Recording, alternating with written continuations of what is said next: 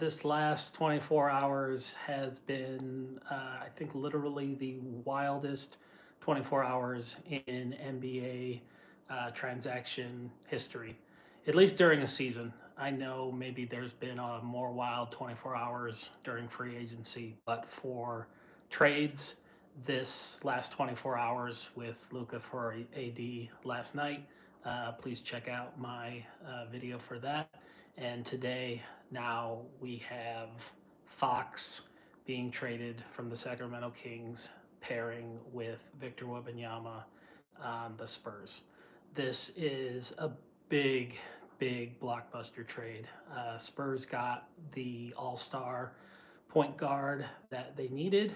Chris Paul's great and all, but he is almost 40 years old and he will be retiring soon. He might play next year, but I don't think he will be on the Spurs much longer.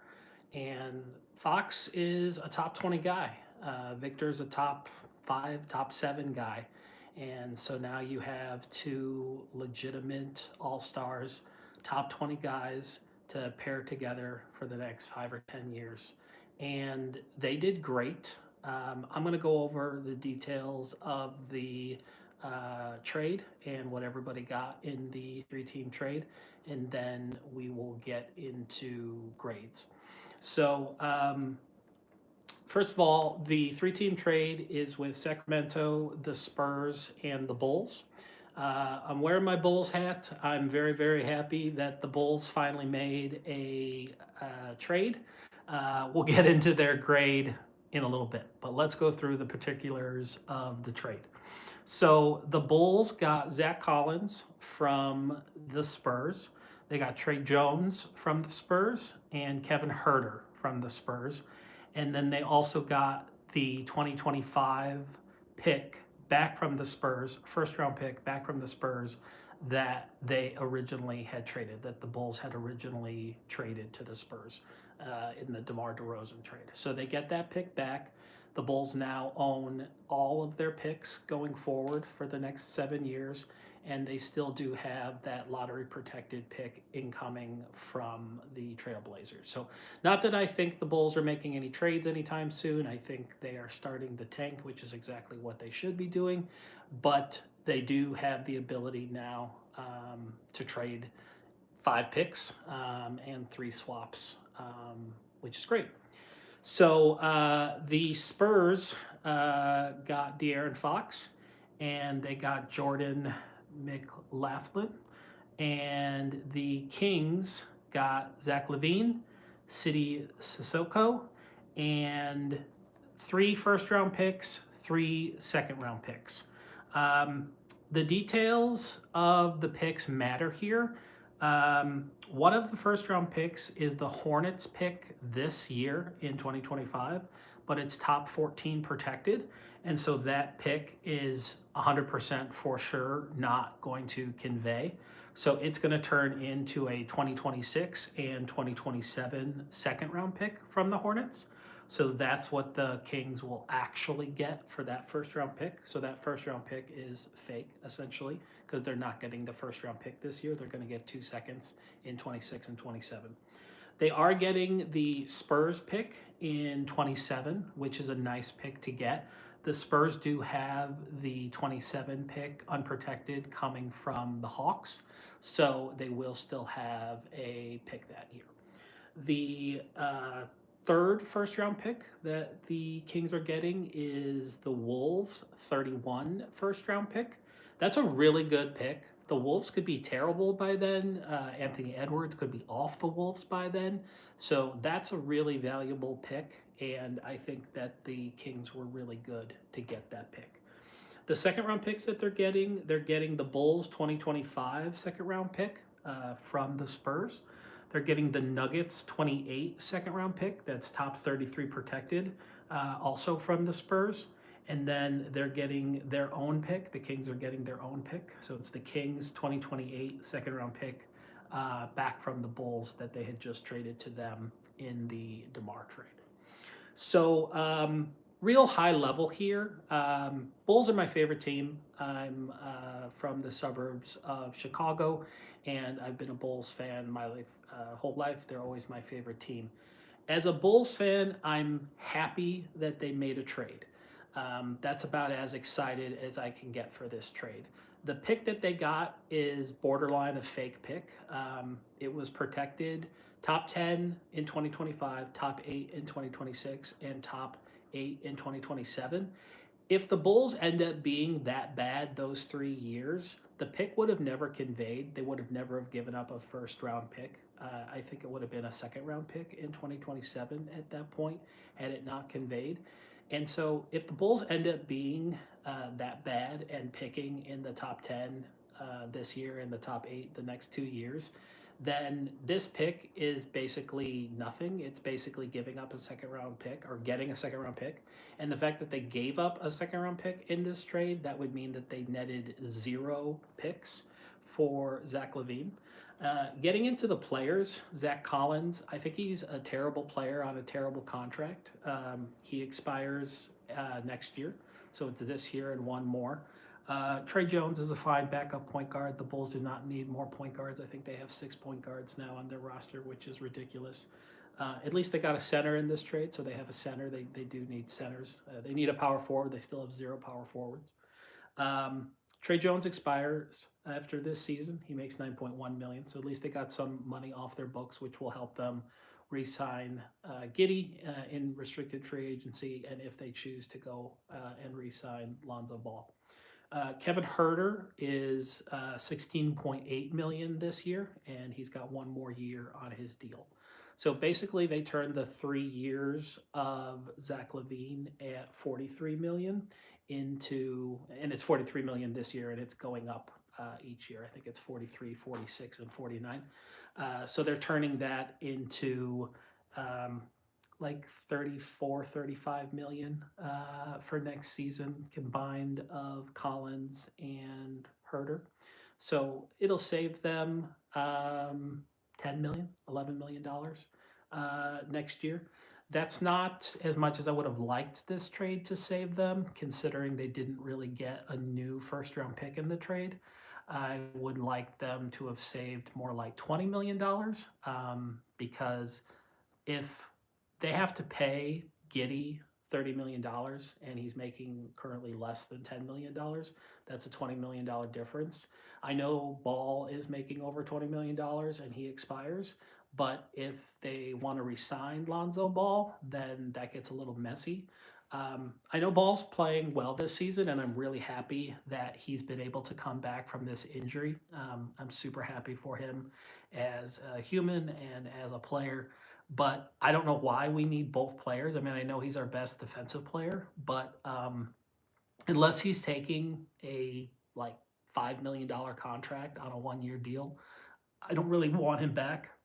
If we're giving Josh Giddy $30 million for 4 seasons, I don't think he's worth that much. But I don't want to lose him, because if they lose Josh Giddy for nothing in restricted free agency this year, and they traded Caruso for just him and got no picks, and they're getting half a pick or maybe no picks in this Zach LaVine trade. We'll have to see how the next 3 years of draft go for the Bulls. Um, and they got no picks for DeMar DeRozan. I mean, they got 1 second round pick for DeMar DeRozan, and they literally just gave that pick back to the Kings today. Um, I don't know what the Bulls are doing. I mean, I'm very very happy that they made a trade this season. This is the first in season trade since the Vooch trade 4 years ago in 2021. And I was really excited when the Bulls made that trade in 2021. I thought it was a good trade. I thought they'd make the playoffs that year. They didn't make the playoffs that year.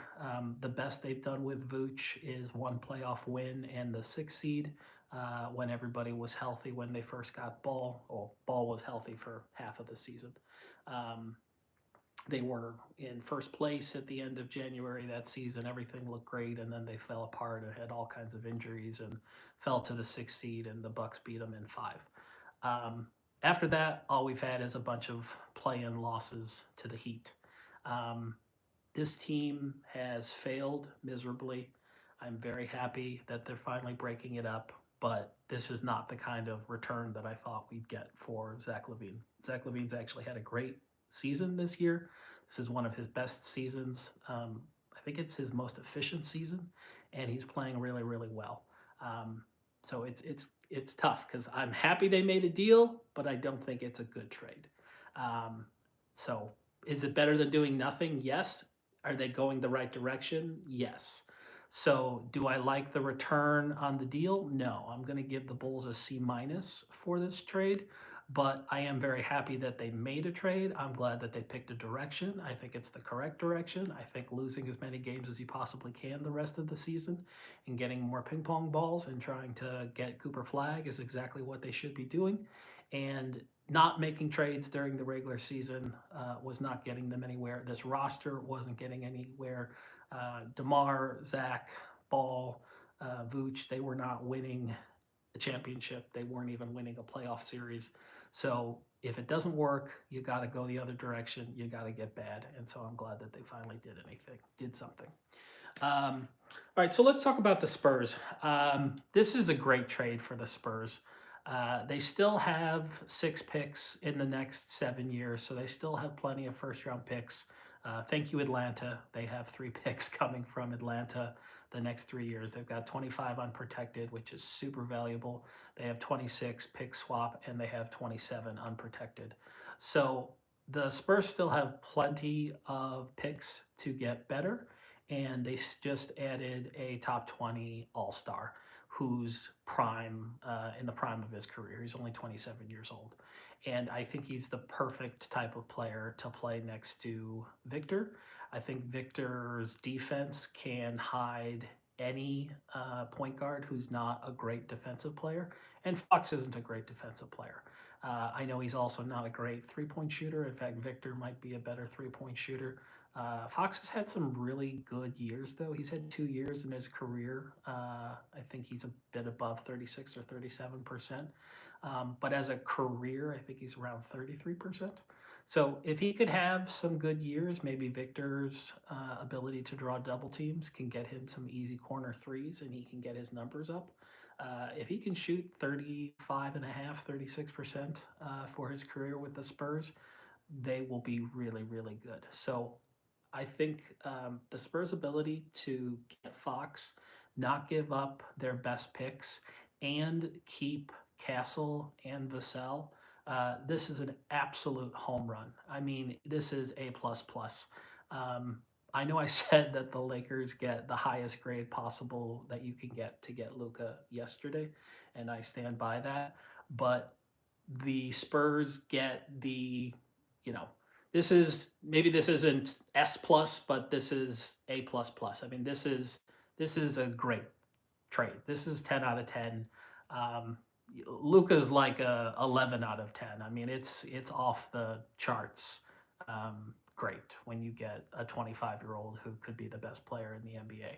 I don't think Fox is winning an MVP. I don't think he's ever going to be talked about as the best player in the NBA, where I do think Luka will be. But this is still an amazing, amazing trade for the Spurs. So good on them. A+ for the Spurs. For the Kings, it's a good trade if you still want to make the playoffs this year. And they still want to make the playoffs this year. So by getting LaVine and getting a former All-Star, I think it is a helpful trade for them. I think the way that we will know whether this ends up being a good trade is how good Carter is, their future point guard, current point guard now.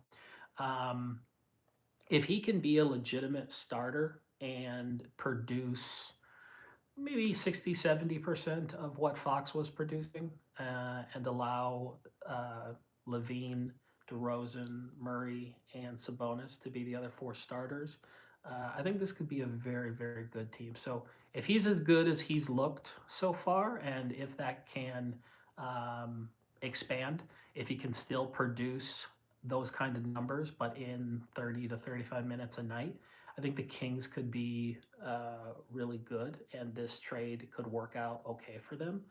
Um, the big thing here is even though Fox didn't technically request a trade, he basically did, as far as he was saying he wasn't going to resign there and he wanted to be in Texas. Basically, San Antonio, that he wanted to play with Victor. I don't think this will be the last player that wants to play with Victor. Whether they'll be able to afford another superstar between draft capital and salaries, we will have to see. If they do the trade in the next year while Victor's still on his rookie contract and they're willing to trade Vassell and or Castle, I think it's definitely possible. Who that player would be, I have no idea. I mean, 3 out of the top 20 best players in the NBA have been traded in the last 24 hours. So uh, it's hard for me to think of another top 20 player that could be traded. But if you would have asked anybody 2, 3 weeks ago, would Anthony Davis, Luka Doncic, or De'Aaron Fox be traded as of Sunday, February 2nd? I don't think anyone would have said any of those guys would have been traded. So, as we all know, anything can happen in the NBA, which is why it's the best sport, the best transaction league, and the most fun to follow. So the Kings get a B. I think they have the most potential to come out good in the now and in the future because of the mix of talent and draft picks and the fact that they had a young point guard in waiting. The Sabonis Halliburton trade ended up being a big win-win when the Kings finally ended their playoff drought and became a 3 seed, and Indiana made the Eastern Conference Finals with Halliburton. I don't know if this trade can be that impactful. I'm not sure that the Kings are going to be a 3 seed next season or ever again with this current roster. But I do think that it could be a win win for the Kings and the Spurs. I think there's a strong possibility that one of those teams, if not both of them, are top 6 teams next year. If Carter is as good as we think and hope. And I think a full year of Victor and Fox being healthy in San Antonio and San Antonio having another draft with 2 picks in the top 10, potentially with their own pick and the Atlanta pick, and then free agency. I think the Spurs will definitely be a top 6 team next year. And if Carter is legit and they can keep Zach and DeMar and Murray and Sabonis healthy, I think the Kings have the potential to. I mean, the West is so good and so deep. I don't think the Thunder or Houston or Memphis are going anywhere. And I know Dallas might have taken a step back, but unless Kyrie leaves in free agency, which I mean, I don't think he's going back to Brooklyn, so I don't know who would sign him in free agency. I mean, it could be a sign and trade, but unless he leaves Dallas, I don't think Dallas is going to be a bad team. The Lakers just got better and way younger with Luka. It seems like the Clippers are able to keep it together. So, you know, I haven't even said Minnesota. And Anthony Edwards is one of the best young players in the NBA. So the West is going to be hard year after year after year, and it's going to be deep. So no matter who you trade for, it's always going to be hard to make the playoffs. But I think the Spurs did a great job. A plus. I think they have a shot at making the playoffs this year through the play-in. I think the Kings still have a shot to make the playoffs through the play-in this year, and I think the Spurs have set themselves up to be in the top 6 in the playoffs every year for the rest of the career of Victor. As long as Victor is healthy, Victor will be in the playoffs. It's just a matter of when Victor wins an MVP and when Victor wins a championship at this point. And this is the first step to get there. And I don't anticipate it being far. I mean, he will win a championship and an MVP in the next 5 years. Mark it down. I guarantee it. The Kings, when somebody wants to leave, it's pretty good return, all things considered, even if it only ends up being 2 first-round picks and 4 or 5 second-round picks. To get a former All-Star and that many picks for a guy that's asking out and only has a year and a half left on his contract, it's a good return. For the Bulls, you did something. And as a diehard Bulls fan, I am really happy they did something. Do I like the grade? Do I like the trade? No, I give the trade grade a C minus. Kings, B. Spurs, A plus. Bulls, C minus. Thank you for doing something. I wish you would have done something better. Please like, comment, and subscribe. I hope everybody's enjoying the content. The more big trades we get, the more I will continue to go live. And I hope everybody is watching and enjoying all the NBA madness going on here. We've got 3.5 days left to the trade deadline, and hopefully we'll get some more former All-Stars traded. And I will see everybody on the next video. Please like, comment, and subscribe. Thanks.